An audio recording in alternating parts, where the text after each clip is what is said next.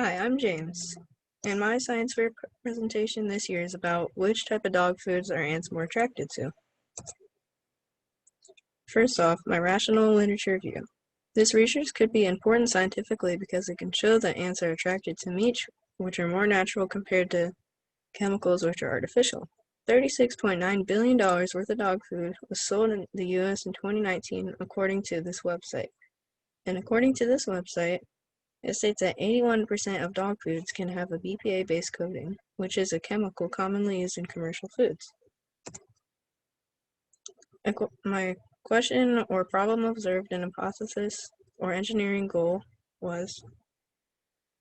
which type of dog foods ants are more attracted, which was my question, and then the results of this experiment will show if ants are exposed to 3 different types of dog food, then the ants will be more attracted to natural dog foods with a higher percentage of real meat and fewer chemicals, which was my hypothesis. And then the methodology is, for preparing, I put the dog food bowls in designated areas, prepared different dog food types by placing 50 grams in each dog food bowl, placed an empty bowl on the scale and zeroed out the scale, added dog food into the bowl by the spoonful until the scale read 50 grams, repeated steps A and B for each type of dog food, and then I set out the proper tools and observations to measure the changes in different dog foods.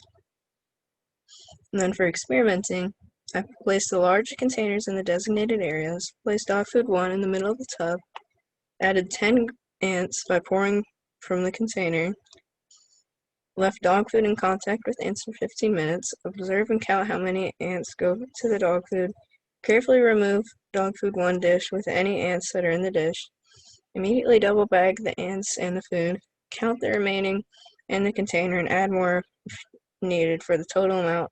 in the container to equal 10. And then repeat steps 2 to 8 for each dog type, repeat steps 1 to 9 for each dog type that has undergone 2 trials. For my data and data analysis, I needed to find the mean of all the trials for each group tested, find the standard deviation for each group tested, create a bar graph of the mean for each group tested, add error bars to the graph for each group tested, run a pair of ANIVA tests on the groups being compared to see if there's a statistical difference in groups. And then, in conclusion, the results from this experiment supported my hypothesis that ants were attracted to the dog foods with less chemicals compared to the dog foods with more chemicals, which is artificial.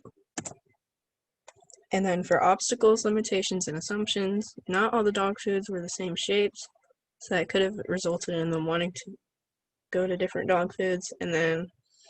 another thing is that I would need to test again and repeat the process to see if I get the same or similar results. And then thank you for watching.